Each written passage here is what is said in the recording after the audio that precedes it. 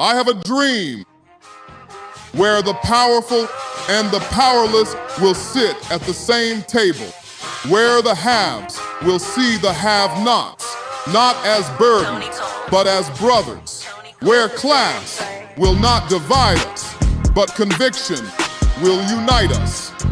I have a dream that the oligarchs will remember we must all eat, that the brown-faced neo-colonialists will remember who they are and whose they are. I have a dream that fraternities will build beyond internal architecture into a national bond, that the walls of design will give way to the bridges of brotherhood, not a fraternity of symbol, but a brotherhood of substance. I have a dream that we remain focused, that we stay in our conviction and remain fearless, that we double down, fortified, to return this Bahamaland to the foundation.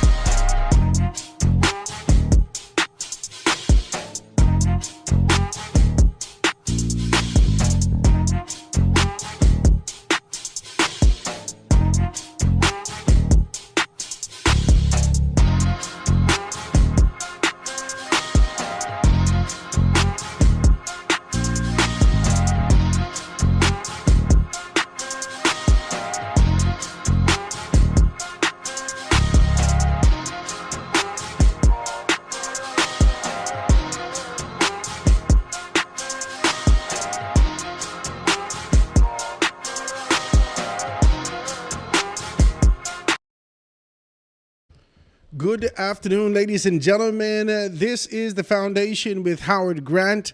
Grateful to be in your company. Always grateful to jam with you on a beautiful day. Grateful to be in the land of the living. Just checking all my stuff, make sure everything is good. I hope you guys are good out there. There's a great deal of things that's been happening. I know that a lot has been kind of floating around. Let's dive right into it. If you want to be a part of the show, I want you to give me a call, 827-0111, 827-0111. If you're just sliding over this, make sure you like and share. You see a familiar face. You see a Bahamian face. You hear an accent. Yeah, do something decent. Like and share it so we can be able to spread it around and have this kind of a conversation that's confined not to the auspices of those that seek to be able to keep us within the confinements of what their idea is of progression and growth, but to a space that we can really be able to trouble the taboo and be able to find ourselves in a position of authentic growth and development in this country. Yeah, let's do that. All right, so this is The Foundation. I want to thank you so much. I'm Howard Grant. Being able to jam here with you is a beautiful day. Grateful to be in your company. Always jamming with you, and truly grateful to be able to have this. Last night, we had a great conversation over there on The Rundown on ZNS Bahamas, and we just wanted to be able to kind of bring that to you and let you know exactly where we were from that particular perspective, and kind of diving into those things. Now, we continued the conversation, did sort of an elaboration of what we started here, and we took it there, had a significant engagement with Garth Roseborough, who sat with me yesterday, and I thought that it was an excellent conversation. Tonight, we expect Cleopatra Christie to be able to sit with us from the Crisis Center on the story that she spoke about yesterday that had to do with increase of reports of child sex abuse. And so we're going to be able to have that kind of a conversation, hopefully this evening. I've asked one of my learned friends who is an economist and asked him to kind of come on with me. You would have been able to see him before. He has not given me a confirmation just yet. These busy guys I know, all right? So we'll see how we make modifications for that and that kind of a show this evening. And we'll be able to take it from there. But I got a call early this morning. Got a text, rather, early this morning. And I guess several texts. And I was looking for it, and bam, there it is. A text from CA also. I'm sorry, C. Allen, right? Also.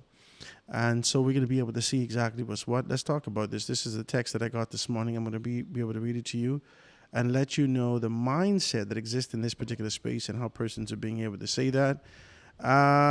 It is being reported that the Bahamas government lost the case against the Grand Bahama Island Port Authority about monies owed. The Prime Minister is very deceptive on this issue. Too much abuse of political power.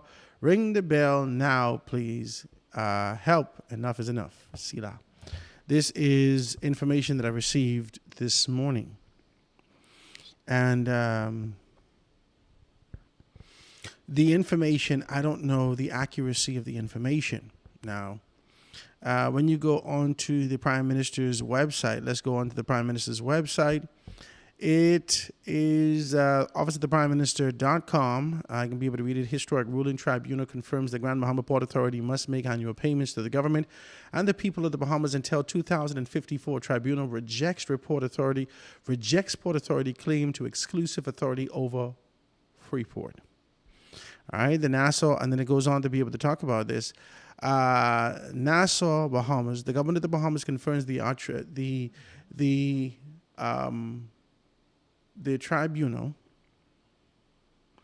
the Arbitral Tribunal, has issued a partial award on ongoing arbitration between the government of the Bahamas and the Grand Bahama Port Authority, GBPA, concerning the Hospital Creek Agreement, HCA, and related agreements. The partial award confirms that the Grand Bahama Port Authority's liability to make an annual payment to the government for the remainder of the Hawkesbury Creek Agreement, with a sum payable in respect of the earlier years to be addressed in the next phase of the proceedings. Now, I just listened to Ryan Pinder. And if you didn't have an opportunity to be able to listen to Ryan Pinder, I can let you listen just to a little taste. Let me see if ZNS have that thing on there. We can be able to pull it up from ZNS so you can be able to hear it. Let's check it out and make that determination, all right? I always like doing these things, especially for Grand Bahama. This is an exciting thing for me.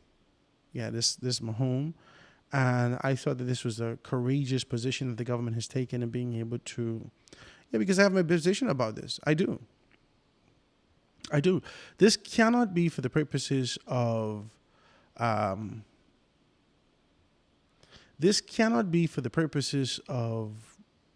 votes.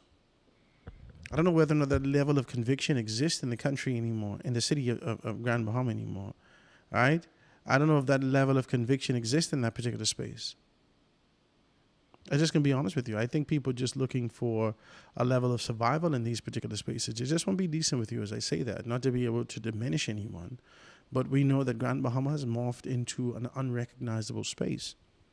Can I say this? Can we talk like this? Is it okay that we have this kind of a conversation? Is it okay? Talk to me. Is it okay that we talk to this? I believe that Grand Bahama has morphed into and found its way into an unrecognizable space. I don't know this place. This ain't the place that I grew up with. The pride and the exuberance, the idea that being Grand Bahamian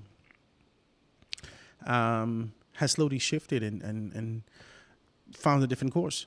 Let's talk about this. Let's talk about this. If you want this, let's talk about this.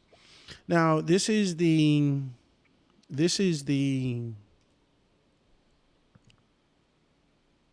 Attorney General, Minister of Legal Affairs, Senator the Honorable Ryan Pinder, being able the Grand Bahama Port Authority released a statement this morning. Taking on this position. We would argue that statement is misguided, misleading, and does not portray the true intention of what the award ruled on.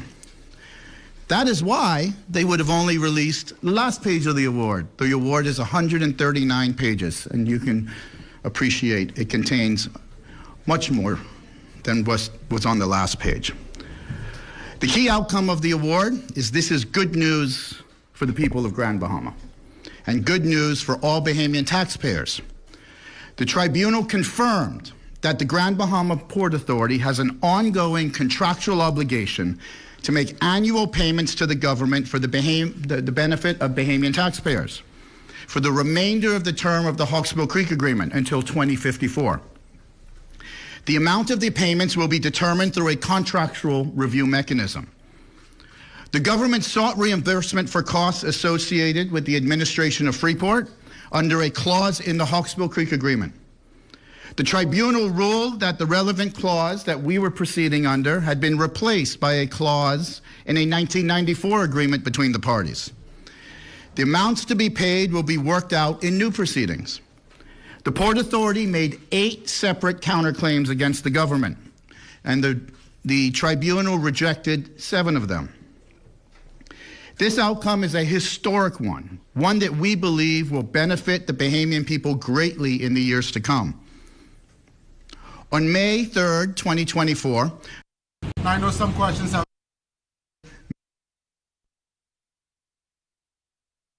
Okay, so let's look at this particular thing and see exactly what's what. This is from the Nassau Guardian. Tribunal rejects the $357 million claim on March 3rd, 2025. Updated 2 hours ago, the Grand Bahama Port Authority in Grand Bahama, they show a picture. The tribunal has dismissed the Davis's administration claim to the Grand Bahama Port Authority.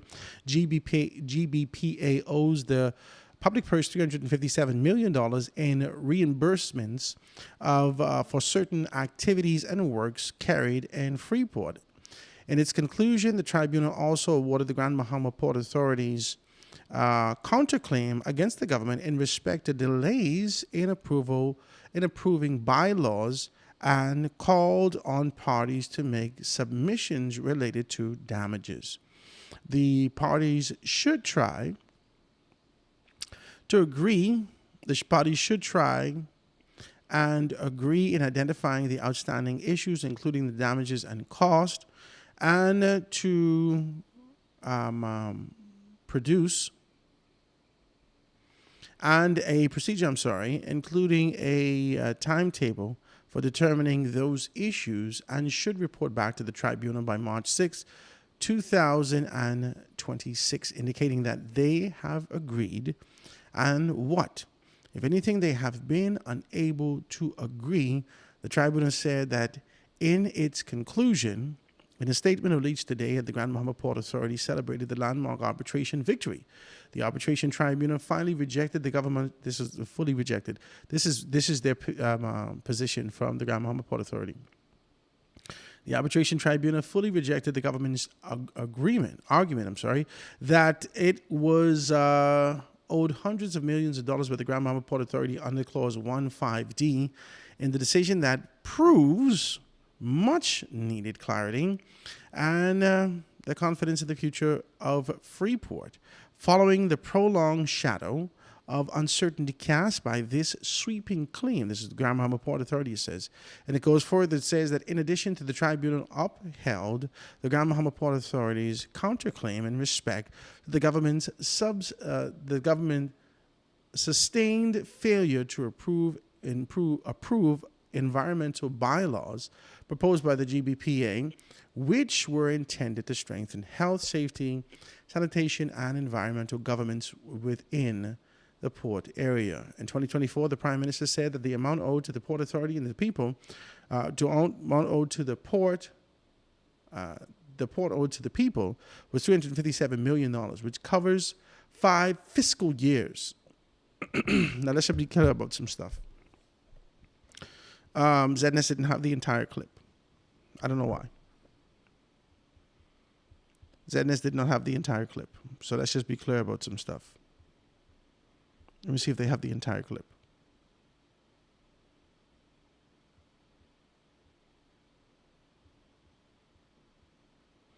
Office of the Prime Minister press briefing.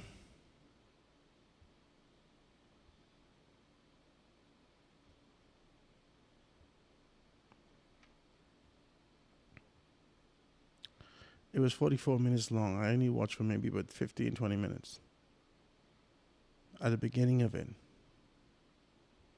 when Ryan Pinder came on and actually started to talk about these things. ZNS does have it. It's right here.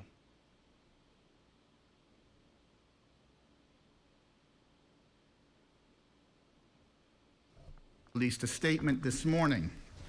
We would argue that statement is misguided, misleading, and does not portray the true intention of what the award ruled on. That is why they would have only released the last page of the award. The award is 139 pages, and you can appreciate it contains much more than was on the last page. The key outcome of the award is this is good news for the people of Grand Bahama and good news for all Bahamian taxpayers. The tribunal confirmed that the Grand Bahama Port Authority has an ongoing contractual obligation to make annual payments to the government for the benefit of Bahamian taxpayers for the remainder of the term of the Hawksbill Creek Agreement until 2054. The amount of the payments will be determined through a contractual review mechanism. The government sought reimbursement for costs associated with the administration of Freeport under a clause in the Hawksbill Creek Agreement. The tribunal ruled that the relevant clause that we were proceeding under had been replaced by a clause in a 1994 agreement between the parties. The amounts to be paid will be worked out in new proceedings. The Port Authority made 8 separate counterclaims against the government, and the tribunal rejected 7 of them. This outcome is a historic one that we believe will benefit the Bahamian people greatly in the years to come. On May 3rd, 2024, the government filed a notice of arbitration seeking an award in relation to its claim for reimbursement of costs incurred by the government in relation to the administration of Freeport. That request and that notice of arbitration was made pursuant to Clause 15D of the Hawksbill Creek Agreement. On the 3rd of June, 2024, the Grand Bahama Port Authority filed a response to the notice of arbitration, in which it made clear that it intended to defend the claim on a number of grounds. The Grand Bahama Port Authority also gave notice that it intended to, and I quote, assert counterclaims for substantial damages and other relief in respect of what they regarded as multiple breaches on the part of the government of their duties owed to the GBPA, by virtue of the express terms of the Hawksbill Creek Agreement and the implied terms of that agreement. On February 26, on Friday, the Arbitration Tribunal issued a partial award. The government has succeeded in establishing a liability by the GBPA to pay money annually to the taxpayer for the remainder of the term of the Hawksbill Creek Agreement.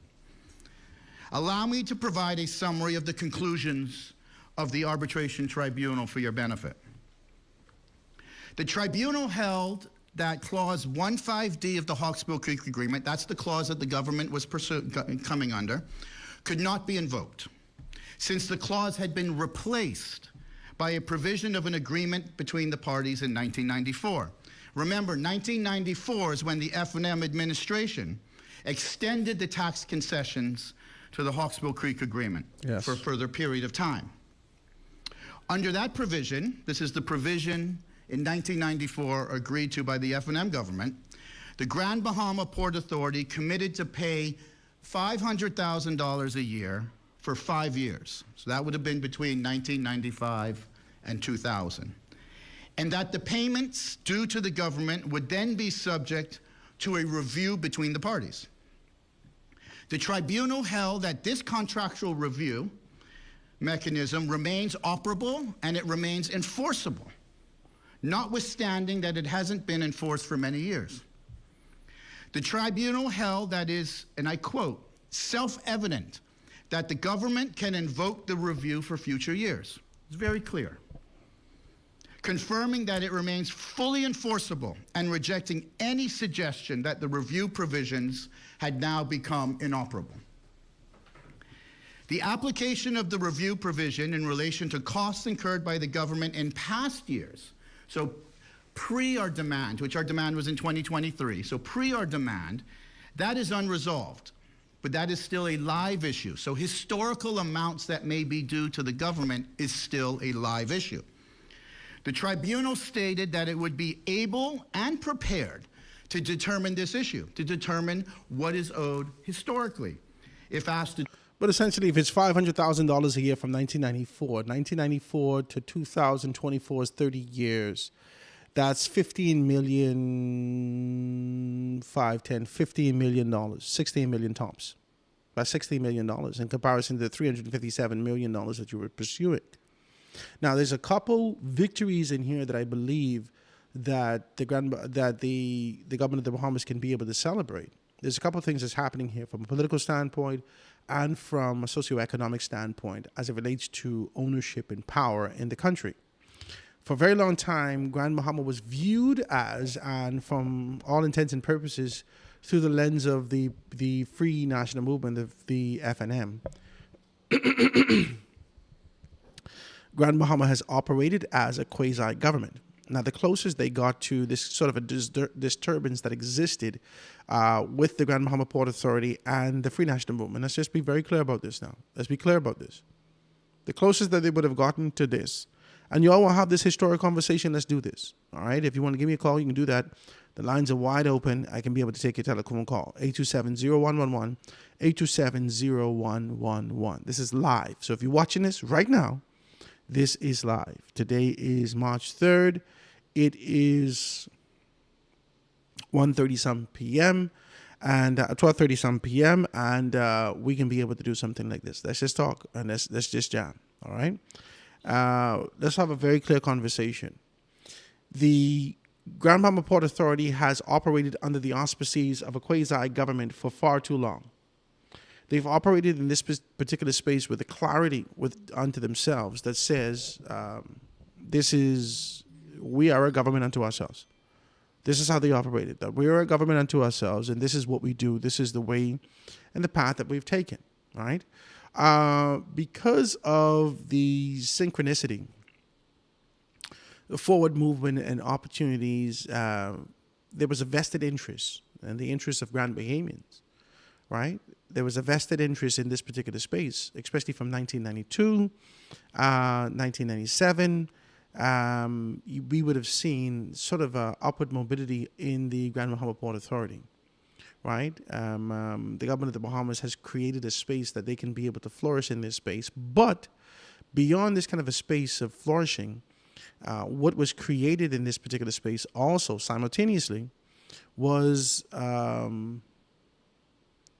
a true love and a passion for the people and the ideas. There was a vision that was casted in Grand Bahama, and this didn't belong to Sarah, and it didn't belong to Rupert. Unfortunately, it's just what it is. It did not belong to Sarah, and it did not belong to Rupert. It belonged to Edward St. George and Jack Haywood. This vision, this sort of this coalition, and this determination to be able to make these particular things happen, their reach, their relationships, what they brought into Grand Bahama was executed seamlessly. And because they are traditional men and all intents and purposes, in conjunction with Albert Miller and a great deal of hands that assisted behind the scenes, the fact of the matter is that Grand Bahama grew and expanded exponentially. This is where you identify the Magic City. That's what you'll call it. The Magic City. That's what you call it. The Magic City. This magic existed because they envisioned this. Edward St. George and Jack Haywood. They envisioned this. They dreamt about this, and it happened. And it happened. Let's just be very clear about this. Let's be very clear about this. Let's not be indifferent. Let's not believe that it's something that it's not. Let's just be very clear about this. They envisioned this, they dreamt about it, and they brought it to life. They did everything, every resource, every relationship that they had. They drug those things into Grand Bahama, and they churned out proverbial gold in Grand Bahama. That's just what it is. It's just what it is. This is what they've done. There's no two ways about this. You could try to be able to deflect about this. This is a vision of mammoth proportions that the entire Caribbean has identified and that was bustling in the island of Grand Bahama by a handful of men. White, black, green, it don't matter. A handful of men had a vision, and the entire island ran with it in conjunction with the government of the Bahamas. That's what it was. There's no position that speaks to this sort of anonymity and autonomy unto itself in Grand Bahama.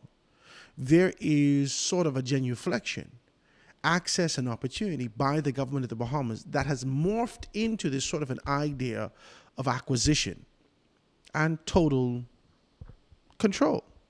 But that's just not so. That's just not so. Okay, let's have a clear conversation. Because they allowed this thing to run on for such a long time in the midst of development, in the midst of concepts and ideas, in the midst of all these particular things, they believed that they were a power unto themselves. Let's just be clear about this. In 1964, when the Prime Minister went to Grand Bahama with the Bend or Break speech, let's make sure that it's 1964. I read that about 6 or 7 times. Let's go.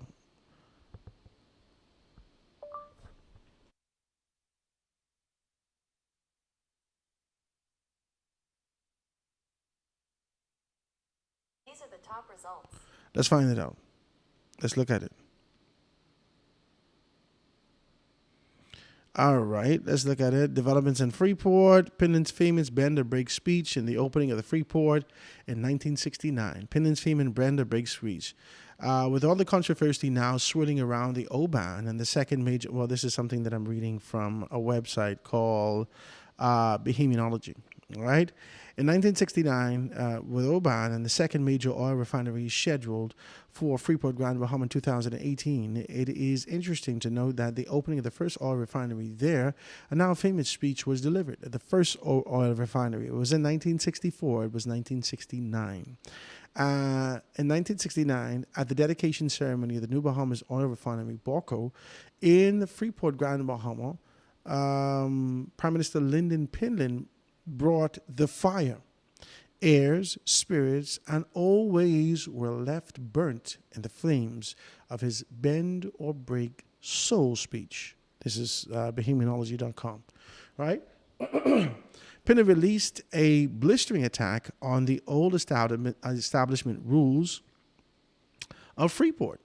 His words left many attendees squirming in their chairs or staring uncomfortably down at their shoes. Let's just do this. The Prime Minister could have given a standard, polite political speech, but instead he used the opening of the first oil refinery in the Bahamas to say his piece on behalf of the marginalized Bahamians throughout the islands. More specifically, the island of Grand Bahama. Let's talk about these. Pindlen's words caused international headlines. Freeport, Grand Bahama was well-designed, well-conceived city, which was created out of what was essentially bushland. Wallace Groves and the Hawkesbury Creek Agreement was a drafting birthplace of the city of Freeport and the Grand Bahama Port Authority in August 4th, 1955. In 1969,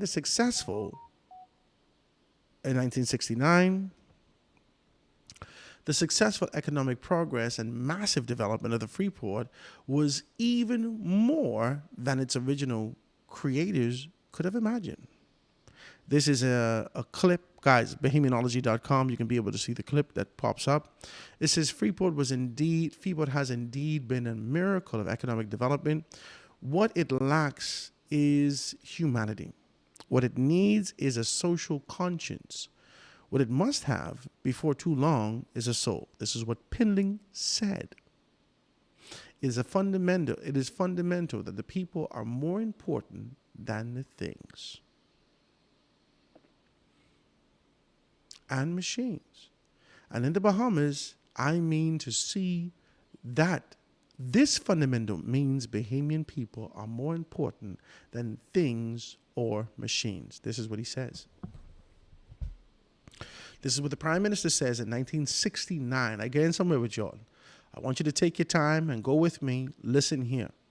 In 1969, the Progressive Liberal Party's government, led then by a bodacious mosaic-type leader that liberated a great deal of people and sought to be able to see a shifting of power and balance that exists in our society, that should exist in our society. He advocated, agitated, and provoked an environment to ensure that this existed in this space. This is what he did. A lot of persons are indifferent. A lot of persons are like to throw this drug cartel, this, and all these particular things at him. But this is the words that exist in this particular space for make us to understand a decades-long disdain that exists for the Progressive Liberal Party and the Grand Bahama Port Authority. Y'all didn't want to have this conversation with me. You want to joke. Y'all want to pretend with it. You want to pretend with it. You want to pretend as though that this is not what it is. This is what it is. Can I say this to you? Can we talk like this? Are you squeamish? No, we're going to have this conversation. And so it says in Fort Lauderdale News, Sunday, the 10th of August, 1969. This is the information that was in there. New buildings, wide streets, exclusive housing development, hotels, and are an influx of foreign residents birthed new financial life in Grand Bahama. There was only one problem. Here's an insert. Freeport is a well-planned city, so well-planned that it appears, in fact, that it was intended to plan the Bahamians right out of it. That's an insert. In 1969, a strict color bar still existed in Grand Bahama. It was discreetly but firmly maintained in Freeport. And then you can be able to see an article in there that speaks more specifically as they're in the House of Assembly being able to agitate for these particular things. And this is Bahamas leaders. Hold on now. Let me see if I can read this. Bahamas leaders get tough policies. Let's get this. Discrimination rankles Freeport. Let's read it. Let's see if they can see some of these. Now listen, I have to say it like this because this is an article, and they just took a picture of the article, so I can't really see. No, I can't see it. This is an article. They took a picture of the article. When you go on Bahamianology.com, you can try to be able to open it up. If you want to see that, Bahamianology.com, you can just find it right there on Google. They have all the information. You can go there and find out more information about it, and you can be able to see exactly what's what. When Penland came in power in 1967, the move was quickly to establish a Bahamianization policy. I study all these things for Bahamianization, by the way. It says Bahamians were to be given the first preference for jobs and had been given a traditionally held by foreign workers who were almost invariably white. Okay.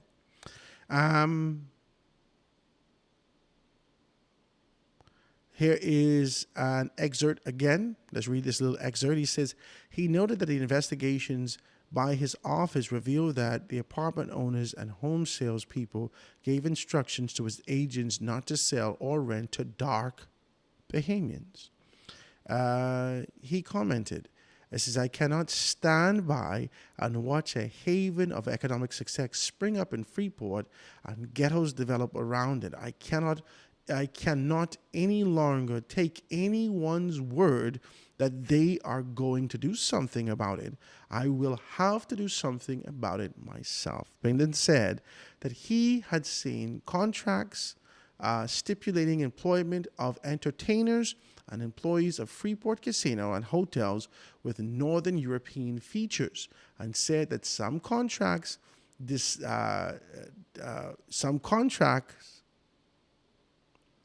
dictated from where brands and entertainers must come. He said, let the word go forth that contract clauses like these will not be enforceable in these Bahama Islands. They are against public policy, and so they can be forgotten. Y'all go read it up yourself and see exactly what's what. You can see the critics speak. The growth of the boom in the Bahamas, greatly fantastic. Hotel rooms increased from 3,433 in 1969 to more than 9,500 right now, right? This was, I don't know when this was, right?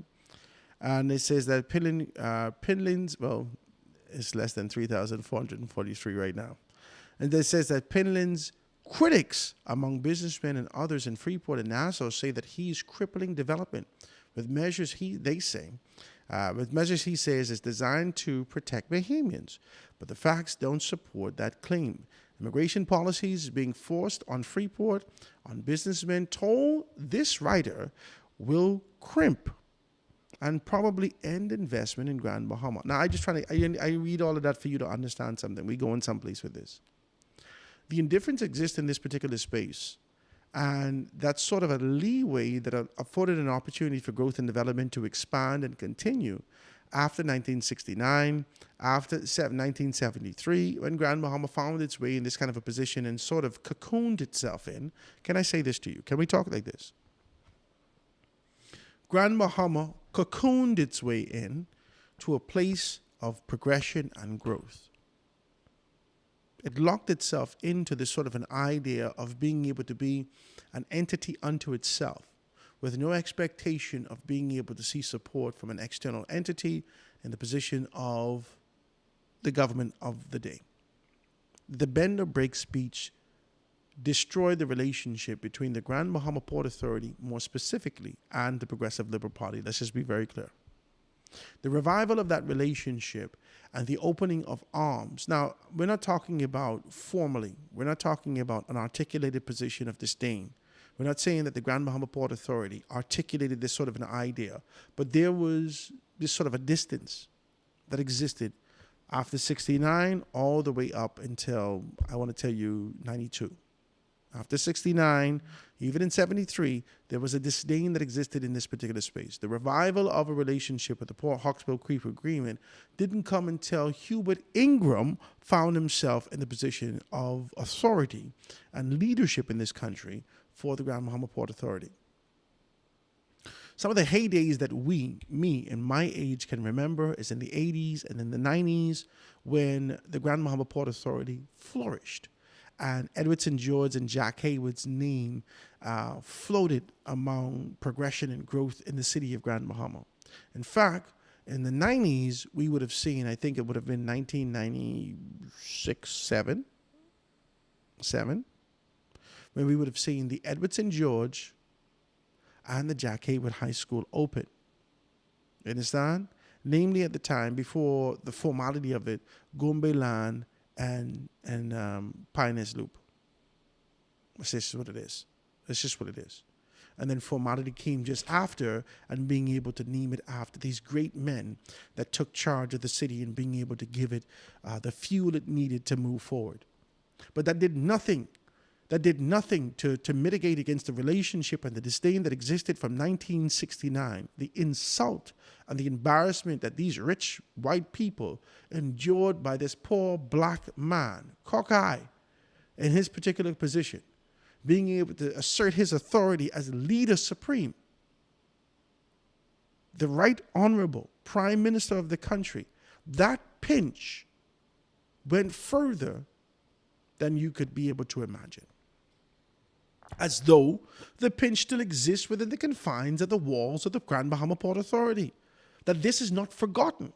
That even in this particular space, their advisors continue to be able to remind them, hey, watch what you say. Don't say this. I don't think we should get this particular person. And no political administration had sought to be able to deal and rectify this particular issue. So therefore, Grand Bahama Port Authority has blossomed underneath this proverbial dome in Grand Bahama into a place that is perceived, presumed, and identified as a quasi-government. That's what happened. That's what happened. It ain't supposed to be. But because of the distance that existed between them, you do what you have to do, I do what I have to do, everyone will do what they have to do, and we could be able to smile and give pleasantries at due times and due season. Wherever that intersection happens, we could be able to do that. However, this relationship was not progressive. There is a clear disdain in the relationship and a contrast that exists in relationship between what we would have seen from the Free National Movement and what we would have seen from the Progressive Liberal Party. Can I get it? I mean, just talk to me. Even members of the Free National Movement would have found occupation outside of the auspices of politics. When they pursued politics and they were unsuccessful, they found a proverbial occupational safe haven in the Grand Bahama Port Authority. Somebody say something to me, please. Jesus, I can't get no amen. This didn't happen for the PLP. I cannot remember a PLP that got a job in the Grand Bahama Port Authority when they was out of office. I can't remember. I can remember at least 3 F&Ms. I can remember 3 F&Ms. I cannot remember this sort of a relationship. I cannot remember that the Grand Bahama Port Authority had a significant input in the 90s for Grand Bahama. Significant. Listen. A significant input in the 90s for Grand Bahama. And they were able to spread their proverbial wings because leadership at the time, from a national standpoint, central government at the time, didn't object to these things. In fact, there was a position that says, you need to do this, you need to do that, you need to do the next. Just like Ryan Pinders indicated, there was a very clear position that they should pay $500,000 a year for, I think it was supposed to be a term, to the central government. These things were negotiated under the leadership of a government in the sunshine, a new government. They did nothing. They did nothing with an independent. Nothing. They found a political ally and they stayed with it. Now, whatever you want to say, whatever you want to speculate, whatever you want to talk as it relates to why they would have done this, it's fine. They could be able to say that. It's okay. You could be able to look at the historic avenue and be able to identify that there are persons that they're familiar with from the UBP. There are persons who exist deep down in the background of these organizations that have some affiliations with a former regime in this country. Okay. Some affiliation with it. Okay. That ain't got nothing to do with what was presented to this country. There was a distance that existed between the GBPA and the PLP. And there was a relentless commitment to Grand Bahamians, that Grand Bahamians have taken on this concept and idea. See this deeper than you think. Grand Bahamians have taken on this idea to pledge their allegiance to the flag of the Free National Movement. Come on now. Come on now. It goes back further than just merely being able to say that they don't like this or they don't like that. This is a deep, deep cut. And it happened all the way back from Boko was open. Let's talk about this now. All the way back from Boko was open in Grand Bahama. They found themselves in this position doing this. Let's talk. And then the separation continued to be able to expand. When the Free National Movement came in, they shot up, they found themselves in growth and development. And that's just sort of the thing that's happened in Grand Bahama. Now with Ginger Moxie, she worked the thing backwards. She worked for the Port Authority, and when she came out, she got into politics. She came out, she did her Immerse magazine, then she got into politics. We don't know her. I never knew Ginger to be a part of the political organization. I never. I knew that she had political aspirations. I did know. Her brother wouldn't stop talking about it all. Jesus, Dave, damn, trying to cut my hair. He said, well, you know my sister, right? Listen, you need to calm down, okay? Are you going to give me the proper fade today? Yeah. So I knew that she had political aspirations for years before her name was even mentioned formally. I knew that she did have, but I didn't know her political affiliation. I did not know. I didn't know FNM or PLP. I did not know. I just didn't know. And anyone who would give a calculated, educated assessment or guess based upon an affiliation in the Port Authority, you would think FNM.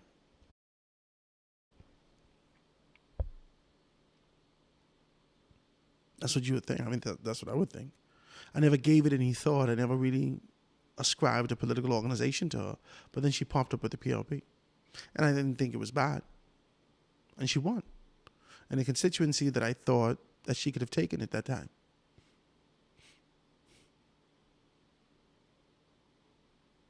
Let's shoot straight now. Let's shoot straight.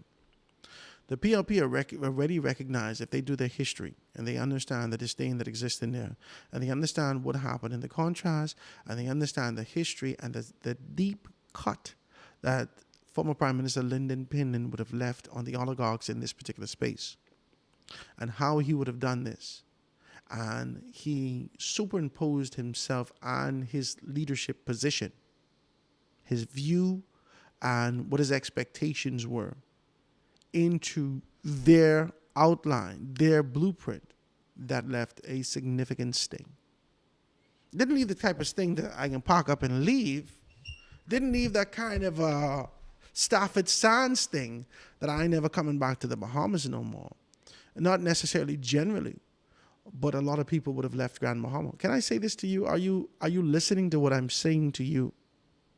See, hatred, disdain, discomfort, all these things run deep. And it has run very deep. Very, very deep. So much so that the Grand Bahama Port Authority does everything that they can do to avoid having a conversation about anything to do with the Ben O'Bake speech from 1969. That is dead. It's gone. For all intents and purposes, it's dead, it's gone. There's no need for us to be able to kind of rehash that. Leave it alone. Leave it alone. Leave that alone. Leave that there. Let sleeping dogs lie. But their actions is that of a person who has been slighted by another. And the people come to you and ask you for forgiveness. And you say, yeah, man, everything good, man. Don't worry about that, man. They're dead. But you never bother with them people again. That's actually how I just operate sometimes. I ain't gonna lie to you. I'm gonna be honest with you. You do me you do me dirty, like you do me dirty. Unnecessarily dirty and without provocation. You know what I'm saying? Like I didn't provoke you to do anything. I didn't do anything to you, and you do me dirty. I forgive you. But Jesus could tell you, I will never bother with you again. I see you falling off the side of the Eiffel Tower. I ain't see you. Or how that ain't Christian.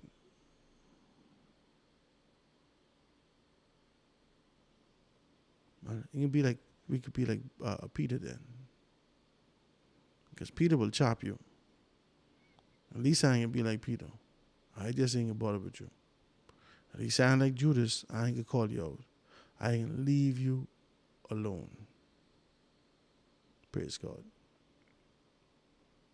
And that's what the Grand Bahama Port Authority has done for the most part in its relationship outside of the respected business requirements with the Progressive Liberal Party. This aggressive step that the PLP has taken and being able to challenge the the Grand Bahama Port Authority, they knew they was in for a fight. But this was a hell of a time to choose a fight. And let me say something to you. Our Prime Minister, Philip Brave Davis, is well aware. Well aware. Philip Brave Davis was a lawyer. In Grand Bahama in his heydays. He knows the Hawkesbury Creek Agreement. He knows the relationships that exist. He knows. He is well aware.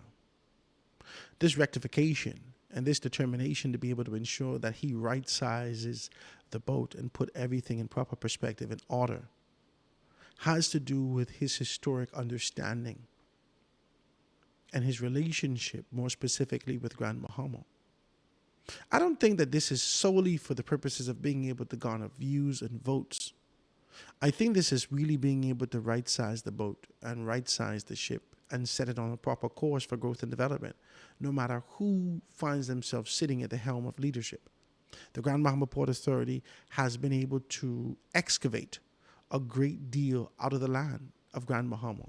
Labor, finance, opportunity, growth, development, they have been able to excavate. They have taken from the land in Grand Bahama a great deal. And the government's position is that you have a responsibility of being able to pay these things back. Now, what the arbitrators have indicated, based for all intents and purposes of what we've read today, is not necessarily 100% on either side. Okay? The government of the Bahamas has provided us enough information for us to be able to understand. The Grand Bahama Port Authority has identified themselves victorious in one particular stat. And so all these things are good. This is just a PR particular, this is a PR stunt for you to be able to find yourself in one space or another. Let's be clear. Let's be clear. Let's be clear. The arbitrators has indicated that you have a few days for you to make a determination as to the mechanisms that you have decided amongst yourselves that will indicate that we can deduce, assess, identify what is owed to the government of the Bahamas as a result of an agreement that was made in 1994 that indicated that you were supposed to pay an annual $500,000 a year. And so I suppose the government of the Bahamas and the Grand Bahama Port Authority has to come to an agreement of inflation of that vehicle, right? So whether or not that's a social vehicle, whether or not that is whatever the vehicle is, for them to be able to make a determination how they will be paid, they have to decide that. They have to decide that. So I think this is a win for both, if I'm going to be honest with you, for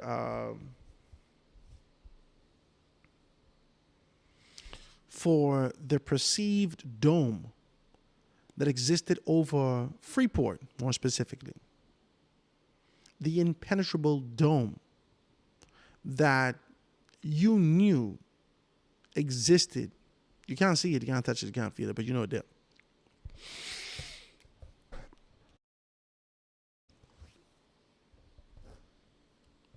The impenetrable dome that existed in Grand Bahama, over Freeport more specifically.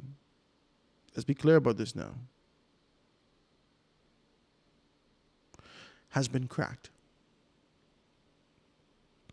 That dome gave autonomy, authority, position, and it gave them the free will to do as they please, when they please, because no one ever dealt with them, especially this dispensation of leadership and the Port Authority.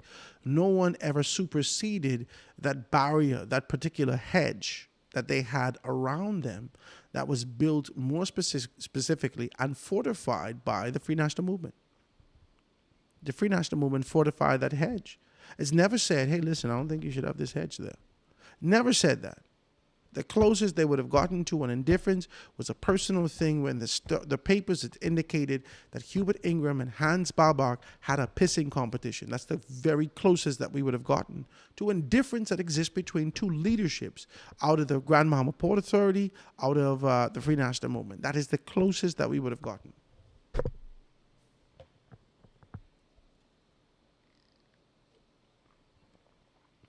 I dare say that Hans Barbach felt empowered because of his perceived idea of that proverbial hedge and dome that existed over the Port Authority, that he could say whatever the hell he wanted to whoever leader in our country, and he could have gotten away with that. He's no longer here. I don't think he's here anymore. And so Brave Davis's relationship has placed him in the position of being able to deduce what is happening in Grand Bahama and win, lose, or draw. He sought to set it straight.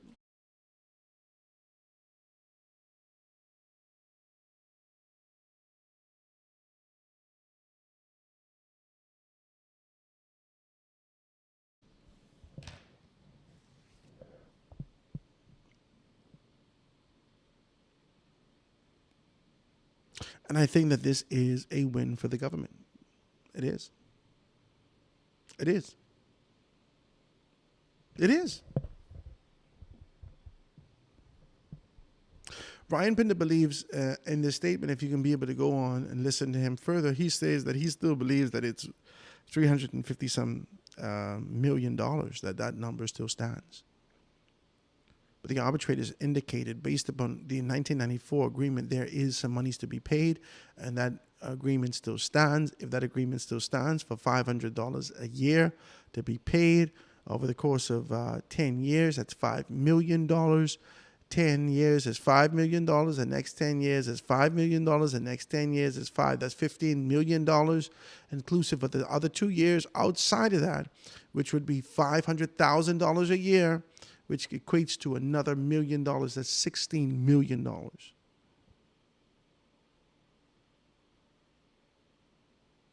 If we're going by that clause. If the government of the Bahamas has put pain and suffering and administrative costs and expenditure and whatever else, however they've identified these particular things, the PLP just found a victory. I understand what the Port Authority is doing. I understand them being able to take on such a significant task and being able to identify these things. It's good. It's good. It's good. But this is a victory for the government of the Bahamas. They assumed their economic and social authority in Grand Bahama. And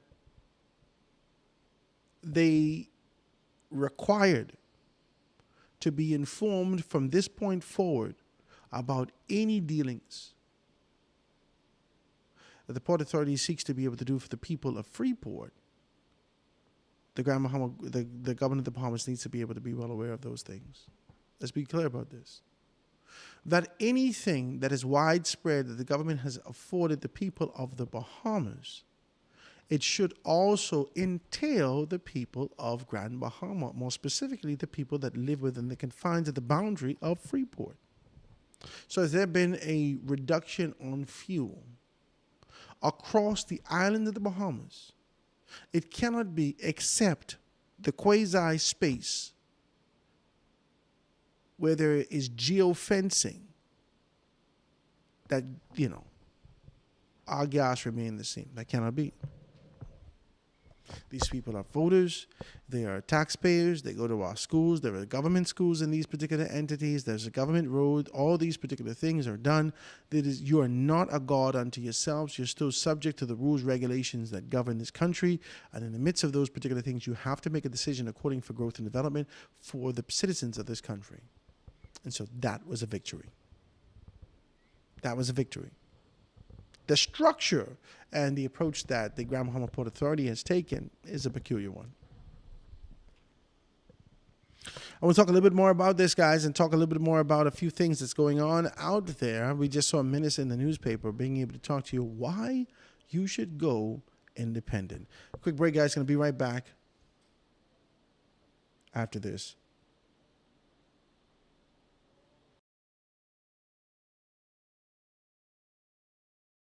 DJ Sampler, hit that subscribe button like a goatskin drum. Hello, Ricky, it's Johnny Gate. It's Johnny Gate, man. Listen, don't be there trying to keep us locked down. They want us to go inside the kill man, so just break it straight, man. That's sweet music. You know why they go there. You know when they go there, it's kill man. Watch this. When the music plays, I'm the first one to dance. Sexy gal gon' whine on me while my rum in my hand. Reggae spread so sweet, don't think you understand. I go in to mash up the place every time I go by the farm. I always get catch, drinking till I lose and I wet. Nobody gon' watch me if I kill bad and I sweat. On your market set, drunk but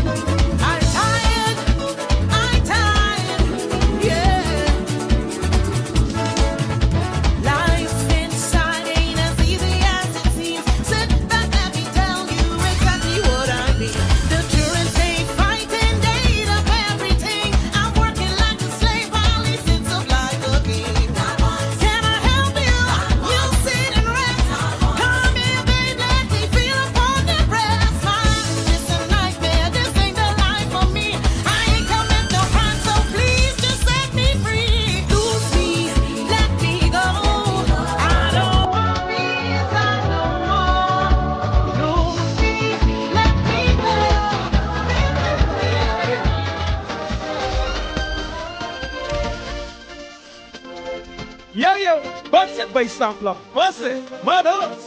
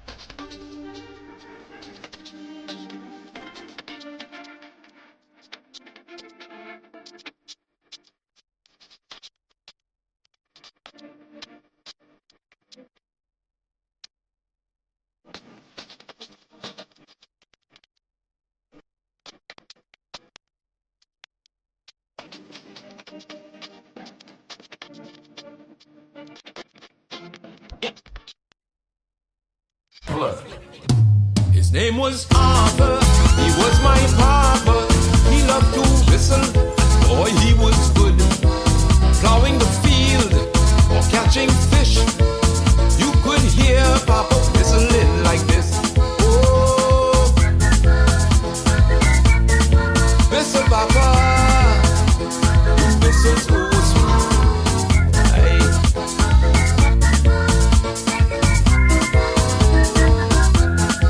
He was a Cat Island man, a gentleman.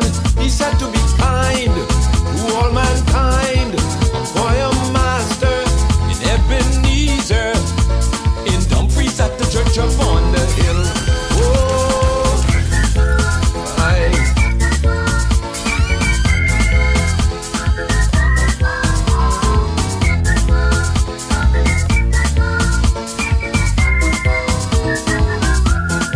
So fascinating to see someone whistle in harmony, and the look on his face, whistling lead, alto, tenor, and bass. Oh, whistle Papa, whistle Papa, whistle Papa, you whistle. Aye.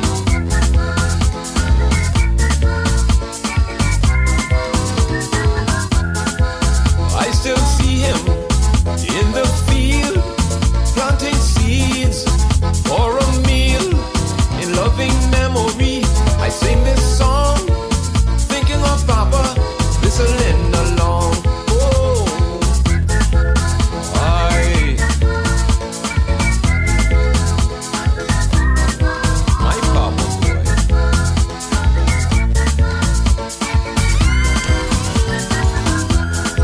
When we were bad, he'd say, get a grip or get whipped.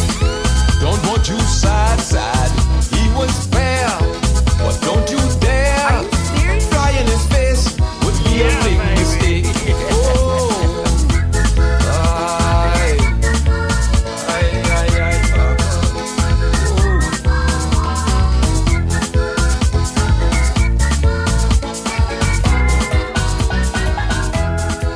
He lived a godly life with Mama, his wife, with transparency for his family. When he passed, they came in mass to pay respect for the last. Oh, Papa, we miss you, Papa. Oh, yeah. Oh yeah. Yeah. Mi amor. The very first time I saw your face, baby, I stood in a maze, girl. Couldn't believe my eyes. Angel in disguise, you are so beautiful. Even blind can see. Hey, yeah. And I'm dancing with an angel, and it feels so heavenly. Oh yeah, the way you move your body with grace, swinging that bongi all over the place with a bow. Stir. Yo, busted bass sampler. Busted. Mothers.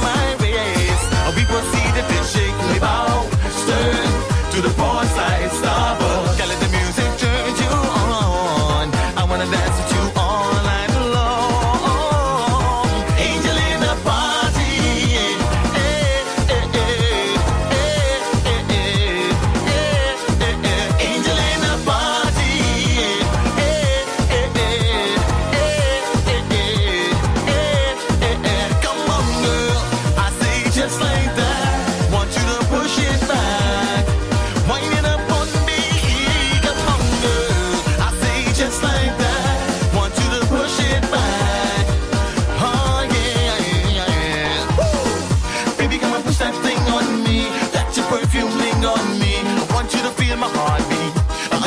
my heart when it speaks. Please don't wipe that sweat from your face. It makes no sense if it have to be placed. Let's turn the heat up in this place. This is a music jamboree. Chica and a small rosa, señorita, squeeze me tighter. Let's make like sangria and wine, wine, wine, salada. Chica and a small rosa, señorita, squeeze me tighter. Let's make like sangria and wine, wine, wine, salada. Party.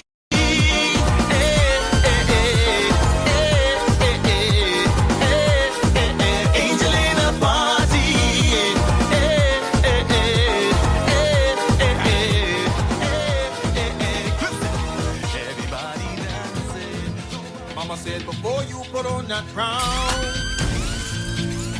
you got to carry your cross, yeah. They see you celebrate some win, but they don't see those heartbreaking loss, yeah. They don't know. Health and strength to the Lord I pray. Direct my path and protect me on my way. From the third I rise, I hear your voice.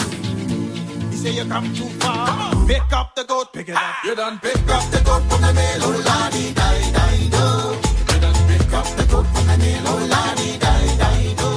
So tell me why you're so scared, oh ladi die die do. Oh, tell me why you're so scared, oh ladi die die do. Ride it, pick it up, ride it. Let's go. Pick it up, ride it. Pick it up, ride it.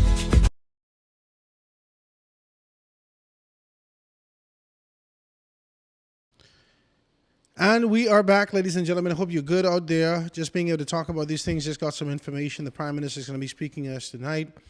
I'm sure he's going to be addressing us this evening and talking to us more specifically about what's happening. So that'll be on during my show. This is it right over here. Yeah, right here. You could be able to see that national address. Prime Minister Philip Brave Davis being able to speak with us this evening and talk to us about what's happening from a national standpoint and being able to talk to us about those particular things. So you can be able to see him speak with us more specifically this evening at 8 p.m. So it'll be about 15 minutes, and right after the 15 minutes, I will give commentary and just being able to process that information. I just made a telephone call to Mr. Dylan Knowles out of Grand Bahama, the Chamber of Commerce, just being able to find out his position. Hopefully I hear back from him. And in the event that I do hear back from him, I'd like to be able to have sort of a quick discourse over the last 15, 20 minutes of my show this evening, the rundown, and just being able to assess the position that has happened in this particular capacity. And being able to identify with transparency, not being able to say who's a winner and who's a loser here. The Prime Minister is not incorrect in being able to indicate that it's a partial, what did he say? He's a partial ruling in the $357 million Grand Bahama Port Authority arbitration. And the reason it's partial is because the arbitrators has indicated that they're going to have to be able to identify the mechanism to determine how much money that is owed. The AG has indicated that he believes that this money should stay in place, which is the $357 million. The Port Authority has indicated that this is not so. The AG has boasted and really boasted about this sort of an idea that the what's the place called? That the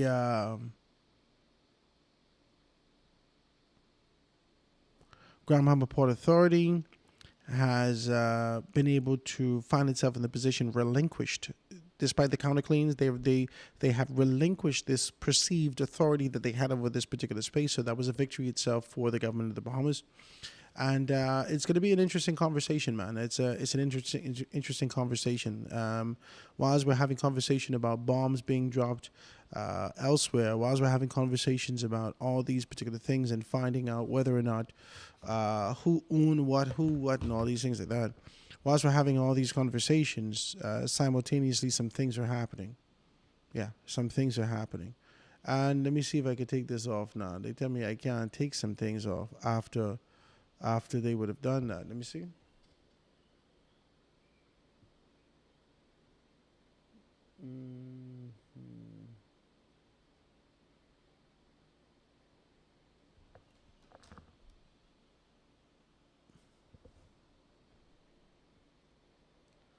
I trying to take the thing off, you know. Okay, here we go. It's off. Yeah, man, I just canoodling with this thing and learning so much about that. Hey, listen, in the papers today, you can be able to find out some other stuff, man. The Chamber of Commerce urges the swift release of the $357 million Grand Bahama Port Authority arbitration. A 4-year-old boy was shot in the leg during an attack on a teenage uncle, and a pair held over a fraudulent passport and a voter ID scam, right? You can be able to see that in there. Davis declines to comment on the active officer to $10,000 bribery allegation, and the Prime Minister says that rent control bill unlikely to reach Parliament before upcoming election. 7 students charged over a viral high school brawl. We saw that brawl. It was bananas. Alleged fake passport and voters card scam unravels at the airport. Boy, y'all could take a chance. Y'all could take a chance in Trump America. Jesus. Y'all could take a chance, eh? Y'all stay right there playing games. Y'all think this ain't 1964. This ain't Leonardo DiCaprio and Catch Me If You Can. You can get captured, right? Don't go to El Salvador. You're bending down all day, wearing pink pants. Listen, stop playing games in this life. If you're going to be a criminal, at least be a smart criminal. Don't be a dummy. No one likes a dummy. Don't be a dummy.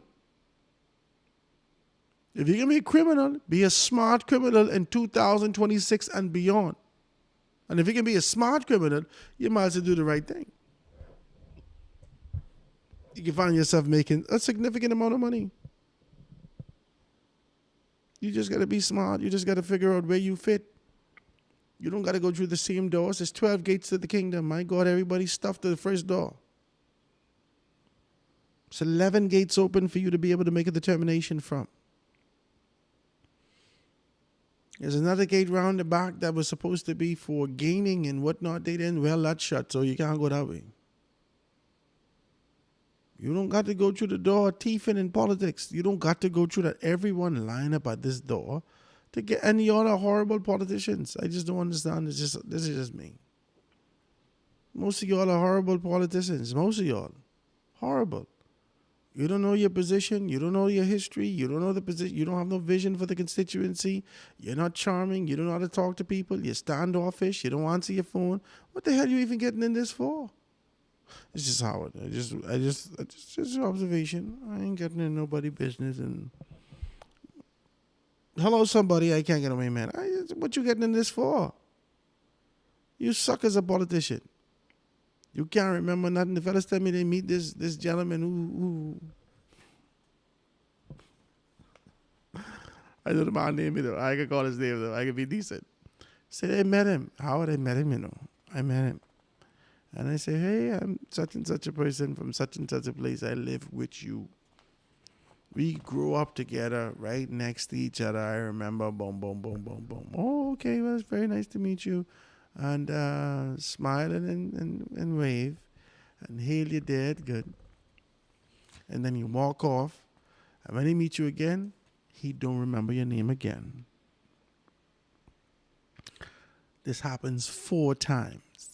My good friend telling me how she met someone who's supposed to be vying for a political position, a significant political position, and 4 times she meet this gentleman and indicated to this gentleman her affiliation, her proximity, her establishment with a particular organization that he is in, and says, this is how long I've done this. This is how long I've been here. This is my affiliation. This is my track record. This is my resume associated with this. This is my living accommodation. This is everything about who I am. Don't forget me. Next time she see him, he don't remember her again. She said, this man, okay, he might have off. She keep trying to give him the benefit of the doubt. The 3rd time, she said, I wasn't even going. I didn't feel for embarrassment again. She telling me, right? But she's a sucker for embarrassment. 3 times. The man didn't remember the 3rd time either. Now, once bitten, twice shy, 3 times. I don't know what the hell they call that. And then she did it a 4th time. You guys are horrible politicians. You don't remember nobody. You know what? Listen to me. I ain't gonna lie to you. I may not remember your name. Now, I'm a warm guy. When you hail me, I just hail you good. It's just a genuine person. When you hail me, I just hail you good. Remember, I come from customer service. I also come from Burley and Smith. So Grammy didn't teach me this. Okay? You hail people. My Grammy right now battling with dementia. I got people to say she doubting. My Grammy right now battling with dementia. I can say that to you. In the midst of this battle with dementia, she will hit you. She's healed me when I go to her, right? She got all the teeth in her mouth. She'd like to tell you that she's 97 years old. And I say, hey, Grammy, what's up, baby? I call my Grammy baby. I love my Grammy. Bad. She's my baby. I love her. So I go here. I say, hey, Grammy, what's up, baby? Hi, how are you?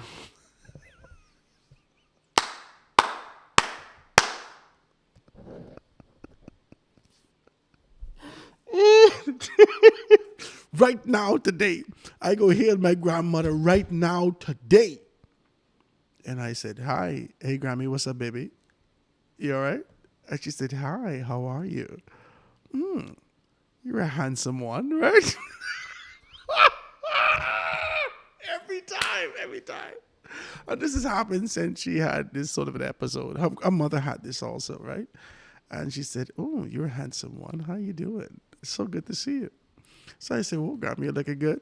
I said, you got all your teeth? She says, oh, you were planning to take them from me, right? So we laughing, I laughing at her, and she don't know who the hell I am. With all my sense, I just do that to you. If I don't know who you are, with all my sense. Now, I've learned over the years to try to be able to pick up on where I am, because I need my memory to jog. I need to jog my memory from where I remember you from. I've worked with a great deal of people in this country. I train a great deal of people in Grand Bahama, all these things that I just can't remember. I remember your face, but I just cannot place where. If I could place where I remember you from, I won't forget you. So, oh, Mr. Grant, you did the 52-week training. Oh, yes, you, boom, boom, boom, boom, boom, boom, boom. And it starts to kind of run back to me. You got to jog my memory. I don't remember. Now, I'm good with the face. You understand what I'm saying? And my wife, she's good with a name. Yeah, so you need that kind of you need that duo. My wife is good with the name, and I'm good with the face. So she right up under me, right? My wife embarrassed me so bad one time. I tell her, don't you ever do that again. Jesus Christ almighty. Woo, baby, don't you ever do that again. She's supposed to be my wingman and reminding me who people are. Because I can't remember everybody's name, but I remember their faces. So I'd say something to her as I'm watching people come up or whatever the case may be. Who this one is, baby? Who this one is? Who this one is? And she say, this is boom, boom, boom. Remember them from Brown, whatever. And she know all my friends, just in case any of these gals get, jumpy. She know which one to look out for. She know. So she know everyone I went to school with know her. I don't know how they know this woman. They know her. And she know all of their names. How did I know my friend's name? You know this one. And I can't remember introducing her to all these people, not like that. And she went to a different school than me. But anyway, she knew all my friends. And so I'll say, who this one is, right? One time, this person come up, and I try to ask her, who this one is. They say, hey, Howard. I say, hey, what's up, man? It's good to see you. How are things, man? It's very, remember, customer service in me. Don't fight me for this. I said, it's very good to see you. How things with you all as well, right? And my wife butted, and she said, do you know who you're talking to? In front of the woman. So I said, yeah, I know. She said, what is her name then? I said, Jesus! Oh, what this woman doing? I can't remember these people. I said, When we get in the car, you think I was talking to her, and I said, "Don't you ever do that again." I was so embarrassed. Oh my God! She said, "I know you didn't remember the people name." I said, "But baby, you can't do that in front of the people." I didn't say I remember the woman's name. You asked me what her name is. You know I don't remember her name. You know I don't remember the name. How I can know this woman's name? I don't know her. I see her 3 times. You know how much life I live? I don't know this woman. And so I have created this sort of an idea of being able to I've created this idea of being able to deal with it in a particular way. You got to be a good politician, man. You got to know how to charm people. You got to know how to make people laugh. You got to know how to be able to be interesting. You got to know how to be able to keep up with current events. You got to be able to be articulate, insightful. You got to be able to keep challenging yourself. And I got to commend the Prime Minister. A lot of persons would have taken on this position when he first entered politics, and his cadence and the way that he speaks and the frequency in his words. And he shifted that. He shifted that to be able to keep within his comfort zone and how he delivered his information, but being able to give you the fluidity that you're looking for in a leader. And he found his strength. He found his strength. He, despite his age, kept learning. That is the trait of a good politician, man. The trait of a good politician is a man that is willing to keep on learning and expanding his mind, expanding his horizons, and being able to move it. A lot of you people are just locked into this kind of a space that this is what I do, this is who I am, this is what I can be. And that's not good for our country, because we are in a fluid society. We're living in a fluid time. And with this fluidity, we're looking for the type of leadership that understands and is preparing us. The conversation I was having most recently had to do with this sort of an idea about had to do with this idea that had to do with about the fact of the matter is that things are changing. The PLP will have to make an assessment real quick. Listen, we can look at this, Listen.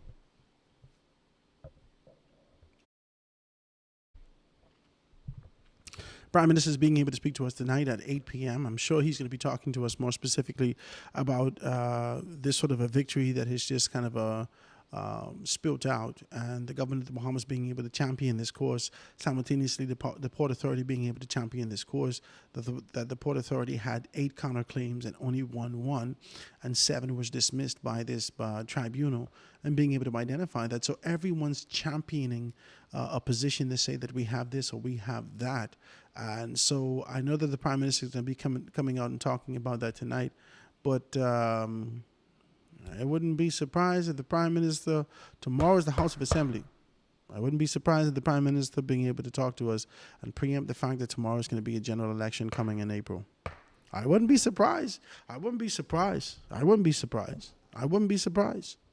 I wouldn't be surprised. He got to deal with more than just being able to talk about the Grand Bahama Port Authority. There's a great deal of things that are still sort of pending, and he hasn't dealt with that. You got to be able to deal with this. The PLP is doing everything that they can do with the proper unveiling and the proper execution of their campaign launch back in June of 2024 to test the strength of their organization. They've identified strategically the strength of their various positions. In September of 2025, June and 25, they test the strength of their organization. And in September of 25, they had to go to a by-election, the second by-election for this administration, and being able to identify that. They were victorious in that by-election.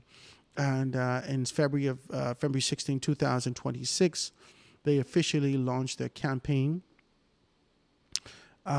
just before the Easter holiday. They committed themselves not to be able to be boisterous in this particular time and this solemn time of the country. But everybody knows that this is work that they're going to have to do and things that they're going to have to do. And in the midst of that, and the PLP trying to be able to make those incremental steps towards victory, towards the next general election, what has happened is unfounded. Bombs fell on Israel, being able to kill its supreme leader. Murder, gone, eradicated by a coalition, which is United States. Bombs fell on Iran, And as a result of the bombs that fell on Iran, this was a coalition between the United States and Israel.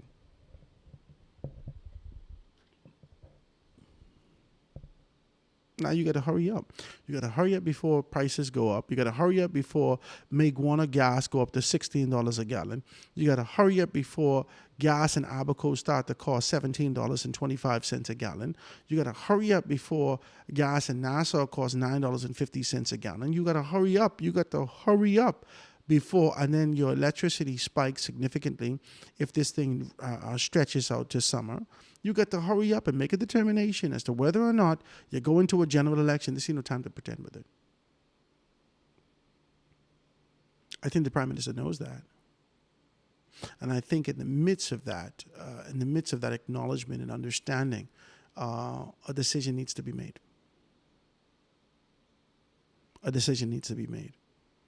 I don't think that there's any more time to be able to kind of hold out to, you know what I mean? Like there was this one time that we were traveling on the Discovery Sun. We were traveling on the Discovery Sun to go to Fort Lauderdale. I don't think he wanted to go, but anyway, we were traveling on the Sea Escape. Sea Escape is the Discovery Sun to go to Fort Lauderdale. Now, we were traveling on that, and Discovery Sun is to leave about 3 o'clock every day. Just leave 3 o'clock. That's just what it does. It leaves at 3 o'clock. It leaves at 3 o'clock. It leaves at 3 o'clock. Whatever time it leaves at 3 o'clock. We go in at 3 o'clock. We go in at 3 o'clock. Okay? My daddy come to the thing at 3:15, running like somebody's supposed to stop the damn boat for him to jump on with all his clothes in his hand. We down there looking at him. Right, we over the back, right? We at the back of the boat and looking over the railing, looking at him. What is this man doing? He said, "Oh, I come in," and he got clothes in his hand like he was coming, right? I said, "What is this man doing?" I was a little boy. I said, "What is this man doing?" Yeah, ain't nobody can stop for you. It's just, Ain't nobody can stop the train for you. We got to be able to identify these things and make a determination as to exactly what's what. Now it's time for us to be able to make a decision. And whoever on the boat could go. Now some people ain't ready. You're going to have to leave them behind. But it's time. It's time to make that decision. It's time now to make that decision.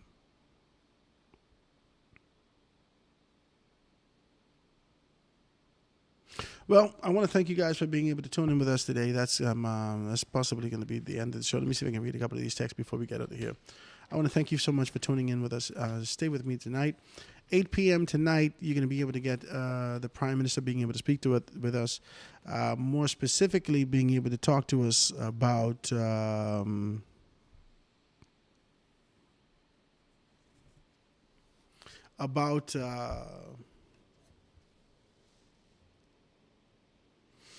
the national address that he's going to be doing this evening. He's going to be doing a national address this evening, so you're going to be able to see that national address. I'm going to identify that and talk about those particular things. We're going to break that down this evening and talk about the national address and make the determination as to exactly what we're hearing. We're listening for decisive language that actually speaks to clarity about his position and his government's position about moving forward. That's just what it is. We're going to have to be able to see them speak about moving forward. Let's see if we can say this. This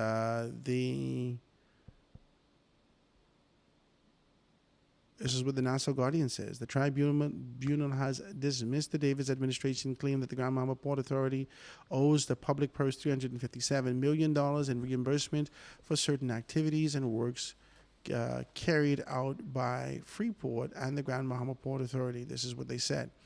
This is not inaccurate information, but like the Prime Minister says, is a partial thing. The truth is that the tribunal has indicated that the government is owed something based upon a 1994 agreement for $500,000 a year. If that $500,000 a year is still steadfast in this particular space, aside from what has been, let's just say nothing has been paid into the purse of the central government from 1994 to 2026. It would indicate that they should be able to retrieve $16 million. That's it. Okay? Every 5 years is $2.5 million. Every 10 years is $5 million. If we go 30 years, that's 5, 10, 15, $15 million for 30 years. 30 years plus another 2 years. 1994, 2024, 30 years. 30 years plus another 2 years. 2026 is $16 million. So, you are partially correct. The arbitrators indicated that it may not necessarily be $357 million. We're going to have to identify a vehicle and determine how do we quantify. We have to quantify, make a determination how much money we owe you. That's it. This isn't saying that the Grand Bahama Port Authority does not owe the government of the Bahamas any money. It's indicating that you owe me money, but we don't necessarily, whatever your quantification has been as a government of the Bahamas, we cannot accept this quantification. We cannot accept your calculation. We only could go by the calculation of an established position, and that established position has happened in 1994 to indicate that you should have been paid as a government $500,000 a year. Now, any other calculations, quantifications, assessments outside of that had to have been done within the confines of an agreement that comes between the Grand Bahama Port Authority and the government of the Bahamas. Once they come to a conclusion and to say that we collectively agree upon this particular vehicle to determine how much we are owed, how much we owe the central government, then that particular vehicle, that entity, that grouping, that organization, that company, whatever it is, will identify, qualify, quantify, based upon an agreed established position, how much is owed to the government of the Bahamas.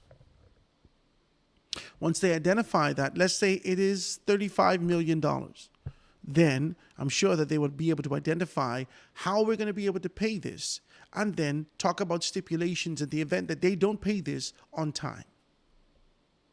That's just what business is.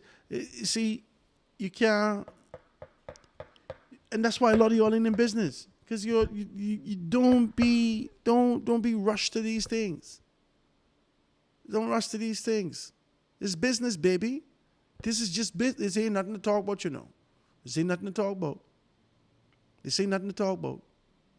Okay? If you owe Patelco alive $1,500, $2,000, $2,500, but you need to do a next set of business, all this is just business.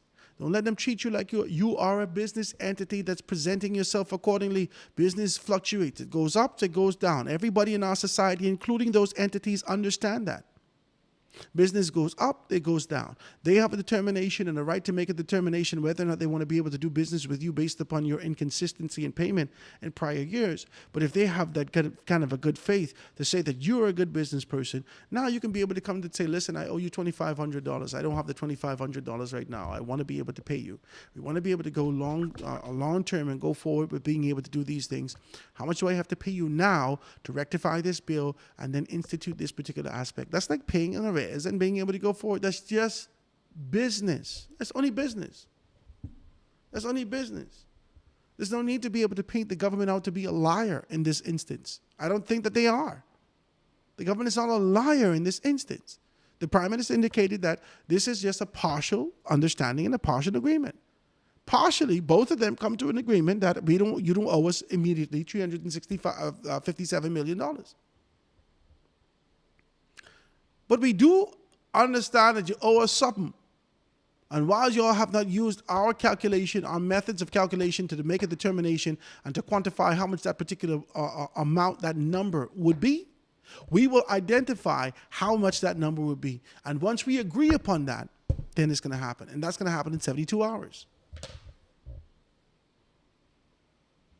That's what's going to happen in 72 hours. They're going to determine how much money should be paid.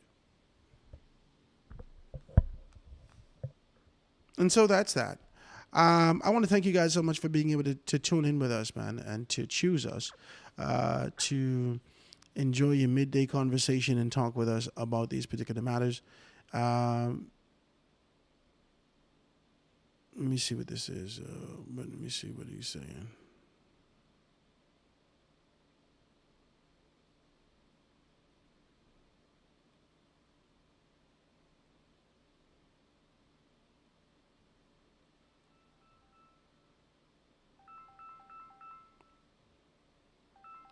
I think this is... Hold on. Let me take 2 telephone calls. Y'all don't hang up from me. Don't hang up from me.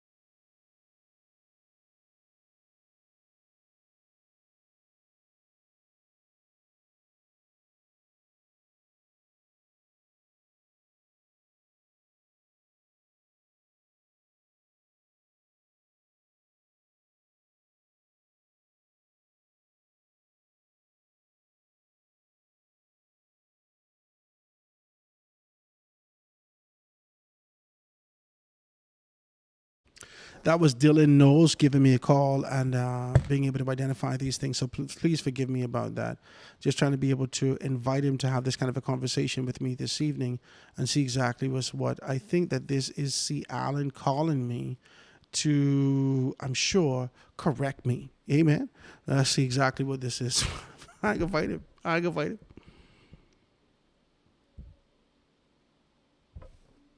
C. Allen. Yes. What's happening with you? Nothing. I just wanted to explain 1 minute why what it's saying is not right, but what happens for the Bahamian people is correct. Okay. Okay. So you're on air, or? Yeah, I'm on here right now. Go ahead. Okay. Here's what happens. Let's put it straight. The government lost their argument and is responsible for costs, but the government won in the counter arguments that the Port Authority made and the 1994 agreement, which now gets us to, just like your show, to realign what should have been done a long time ago. Okay? Because after the 1994 agreement, there's a $500,000 for a certain amount of time, and then there's supposed to be a meeting concerning a lot of the things that's supposed to have happened along the way. So just consider from 1994 to 30 years, we have just sat waiting for something to happen, and it hasn't happened. There's many people, including myself. Do you know the day is, Howard? Today is 23-year anniversary of my first argument against the Hawkesbury Creek Agreement and the Port Authority. Today, my 23rd anniversary. Mm-hmm. I went and checked my notes. So for 23 years, myself and others has been saying this cannot remain the same, and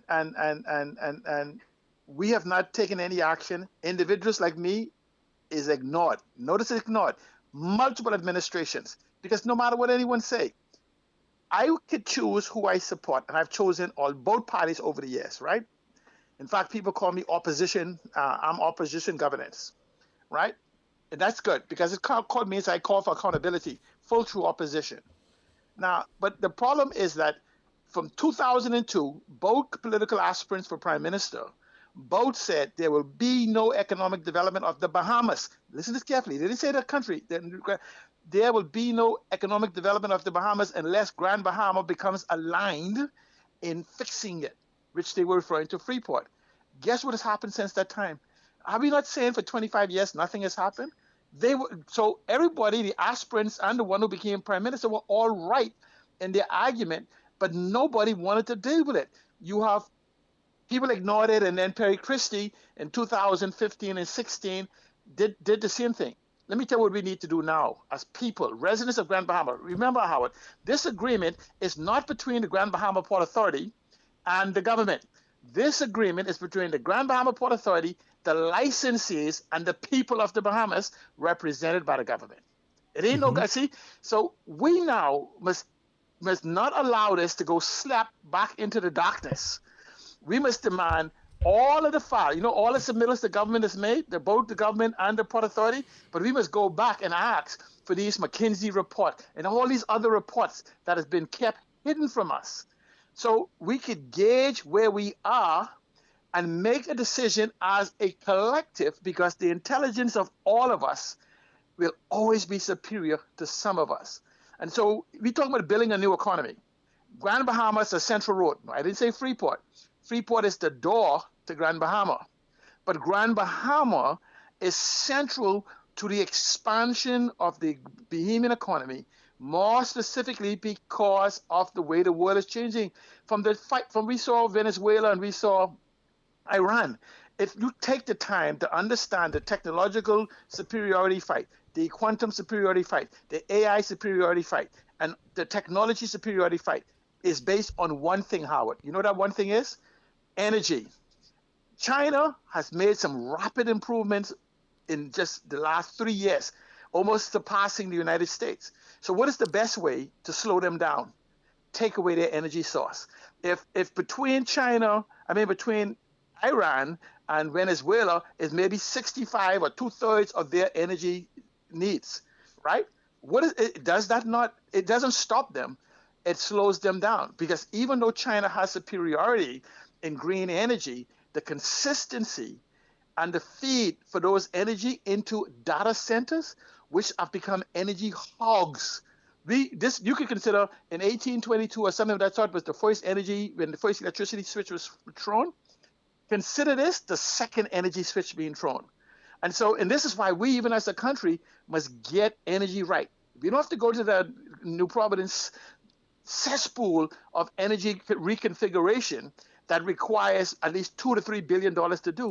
We could do Grand Bahama $300 million. Let's get back on track though. Let's look at this particular thing. The Grand Bahama Port Authority has taken on this kind of position, celebrating the fact that the government has not necessarily been as victorious as they desired with the $357 million claim, right? The government of the Bahamas has indicated that we are victorious, though you may not necessarily owe us $357 million. The arbitrators has identified that we must quantify how much you owe us. If there was an agreement that signed in 1994 that indicated it was supposed to be $500,000 a year for all intents and purposes, if that $500,000 was not paid in 32 years, that's $16 million. No, it's going to be the $500,000 was a fixed rate for a specific number of years. For 5 years. Then we're supposed to know. See, that was a reduction. You know how you say we're changing, we're restarting. You pay this reduced amount, right? For let's say 5 years. I don't know exact amount in that, but it wasn't perpetually for 30 years. That amount could go into the millions. No, but I'm saying as a result of the non-engagement over the last 32 years, if we had no meeting, if we had no business, if we had none of these particular things, then how do we make a determination when this particular thing shifted, changed? Because we have historical financial records. The argument now have to be when they sit down at the table is where that change between 500 million and whatever amount should be. And so so what I'm saying is the problem is not the fact that, I say the Grand Bahama Port Authority lost and the government lost. I agree with you. But they both marketing. Hold on. They both. I want to take a deeper conversation with you, because the truth is that I just read something from 1969, which is the Banner Break speech. Right. And I want to be able to be very clear that the Banner Break speech was the inflection and the inception of this sort of a turbulent relationship between the PLP and the Grand Bahama Port Authority. Okay? Yes. For the most part, we have seen the Grand Bahama Port Authority flourish in the 90s when the Free National Movement was in. We saw a movement. No, you go back to they began to flourish after this 1994 agreement. After that's what I'm saying to you. With the introduction of the Government of the Sunshine, with the introduction of all these particular things, with the 1994 agreement, with this sort of an alignment, unspoken, with the Free National Movement and being able to see some things, we saw the Grand Bahama Port Authority do well. So much so that Edwardson George and Jack Haywood was really moving about in Grand Bahama, making some things happen. We got some schools, we got some movement, we got some occupation, we got some opportunities, Howard, some things happening. No, let's put that in context, though.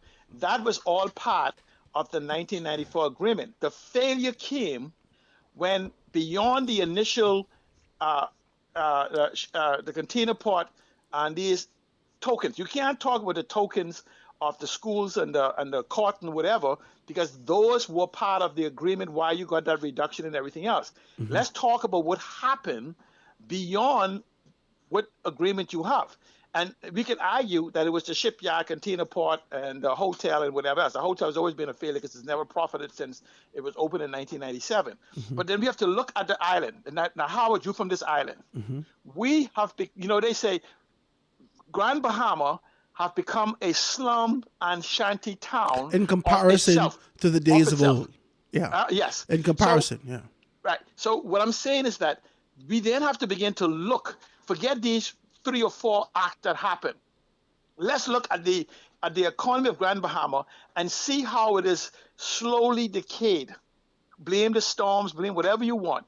Because, see, the problem is we knew the storms were coming because we live in the Hurricane Alley. But we never made arrangements, contingency plan before, during, or after those events.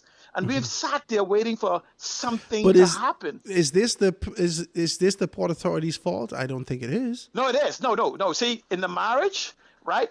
When these two are symbiotic twins. They share the same bloodline. They share everything. They joint at the hips. Now they could pass the blame, right? Because the Port Authority could have been more aggressive in its demand of saying, "Hey, I got a multi-billion-dollar investment here that's not doing anything for me." And the government could have made the demand, "Hey, we got a multi-billion-dollar economy that's not doing the potential multi-billion-dolor economy that's not doing anything for the Bahamian." But I think they both neglected their responsibility. But what this eventuality did, this should have happened in 2016 or even sooner, when the 25-year agreement, which was retroactive to anyway, it expired in 2015, right? It was retroactive to 1990 August because that's when the concessions were supposed to have expired. Now, let's pay attention. I want you to pay for this very carefully. I remember this. Right. See, the problem we keep saying is that the Hawkesbury Creek Agreement has been extended. That's not true. The Hawkesbury Creek Agreement is a law. You can't extend it without striking down the law. That hasn't happened. Here's what has happened. We have passed laws that delayed the implementation of certain aspects of the Hawkesbury Creek Agreement. Listen to this again. We passed laws to delay things that should have happened. And then we sat around waiting for it to happen. And this initial delay for 25 years gave the Port Authority a carte blanche to develop the island at least for 25 years. And so what happened is after the twin storms and the death of Everson Jobs and the diminishment of Sir Jack, they start making excuses. Oh, the visionaries have died and this. And you had people giving them your talking heads who gave them the excuse. And the small minorities of us who is making noise saying the house is on fire, they said, shut up. Just tell the people, just enjoy the music, man, and the wine and the cheese. And we say, no, it's all fake. It's all fake. So for me, this is vindication on both of those, for my government. I want to agree with you. But I also want to take it to another level and say that this is a victory for the Progressive Liberal Party. Let me say why. As I understand this, Philip Brave Davis he started off his law practice in Grand Bahama. He has an intimate relationship with Grand Bahama. He knows about these particular things. And no more than any of us that live here. Please. No. I'm talking about as a person in his leadership capacity who sits now as leader of the country. He knows with intimacy. So let's just say hypothetically, right? We could interview him and have a conversation with him, hypothetically, that he had a desire to be able to do something about this whenever he had an opportunity to be able to do this. He couldn't do it if he sat in the second seat. He couldn't do this in any other capacity. As a person who's sitting in this could be able to damage his position of being able to capture votes. This could be able to be a damage his position in Grand Bahama to capture votes. But this was a courageous position to do what is perceived to be right. What is right for Grand Bahamians? Okay, and I don't think it's a bad thing. No, Howard. See, I'm not gonna sponge that up. No. See, okay. Mr. Davis knew on day one, of all the people, he knew on day one what had to be done. See, you know what? If Mr. Davis comes tonight, which day one is this now? Is this day one of his? September 16th. Okay. 2021. So you're saying, listen to me now. Right now, today, we have seen.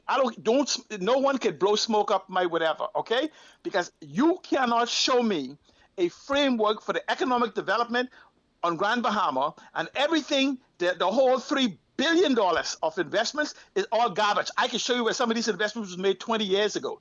I can show you where $600 million of this investment is a replacement of a car. See, Howard, if you own a business and you have a truck, right, your construction business, the truck is total, and you buy a new truck, that's not a new investment, that's a replacement, okay? See, so what I'm simply saying is that, and then look at all the things that has been announced. This is not Brave Davis. I'm telling you, this is 15 years of announcements. Yeah, but okay? no. My point is, my point, Howard. Let me go back to it. If Mr. Brave Davis tonight says tonight, we have a new blueprint that we have took the time to develop for the last 4 years, I would be impressed. But essentially, this ruling you mean more says, specifically for Grand Bahama? Yes. Oh no, you can't have it. This is for the Bahamas. You can't remember to develop Grand Bahamas, to develop the Bahamas, to develop the Bahamas, to develop Grand Bahama. Yeah. Grand Bahamians would say that, but more specifically, this is an investment or blueprint that you're talking about the forward movement for Grand Bahama. Which encompasses the Bahamas. The trickle effect will be able to affect the entire country. No, trickle is a massive effect. So my point to you is this: see, the next election gonna have to be about Grand Bahama. We are gonna be the new transplant that we all getting, right? It's gonna be about Grand Bahama. But here's the point I'm making: it shows that governments up until Friday failed Grand Bahama and the Bahamas. Governments, right? And the Grand Bahama Port Authority up until Friday. Up until Friday. This heavy what you're saying. So now I'm saying this is to you, a victory. So now all of us now on Evil Mm-hmm. Keel, the FNM, the PLP, and the Grand Port Authority. This is the question we must ask: what's now? What's new? And what's next? See, I appreciate you. No blame game. No blame game. Okay, we know the house is burned down or the house needs to be refurbished. We need to now ask them. Don't point at the Port Authority, their Port Authority. Don't point at government or governments. We are now all on day one, right now, day one. We want to know from the Free National Movement, from the PLP and Scrap Gang, what do you call them, Coalition of Independence, what is your plan? What is your plan? Not vision or ideas. Well, I don't think that's going to happen. I don't think plan comes. No, yeah. we have until November 6th. No, I don't think that's going to happen, and I don't think we have until November 6th if the PLP is smart.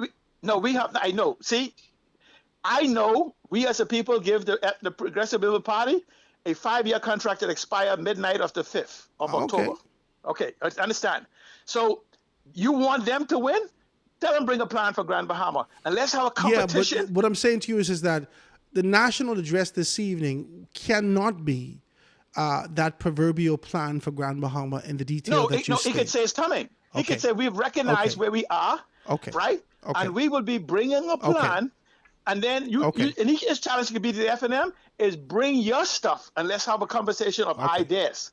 See, because the government's plan over the past 2 years of arbitration was to collect $357 million. That was their plan. I'm saying we forgive them. Okay, we forgive. I'm saying to you, let's start today.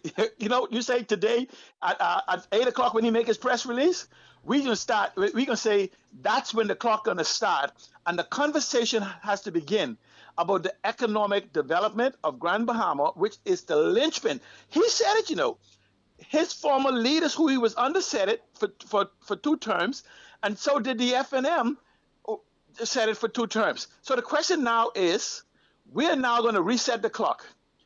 Who will we buy into? And see, this is where you don't come with vision and say, we're going to build more schools, we're going to do this, we're going to build more housing. No.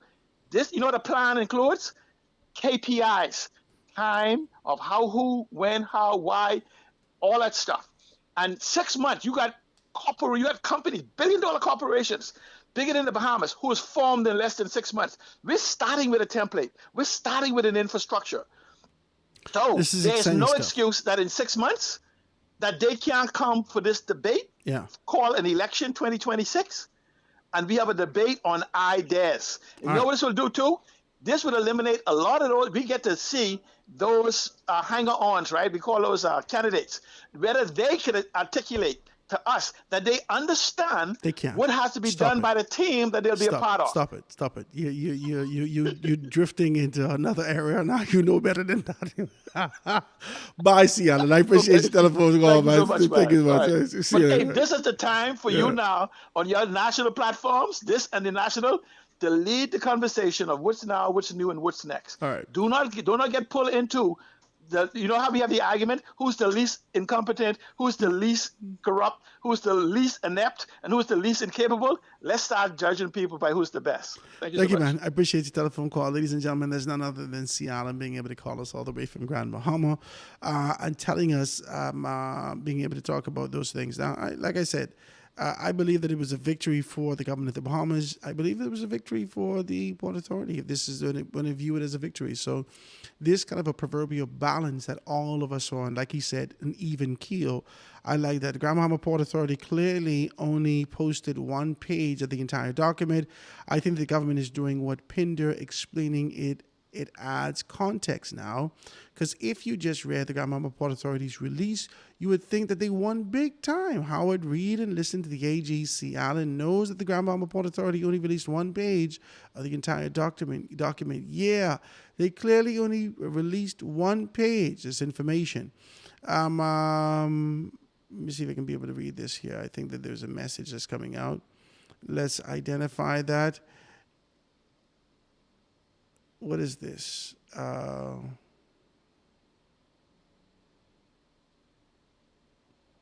Okay, so I'm not going to read that, right? This is some information. We were supposed to talk about Hubert Minnis. So, Eno won on C. Allen ran Howard. This is Texas coming through. Howard C. Allen is lost. No use trying to talk to him. And the funny thing is if the FNM, they will do something that piss him off, and he will go off on the rails. The only thing that will please him is if he is in charge. It's the text is coming through.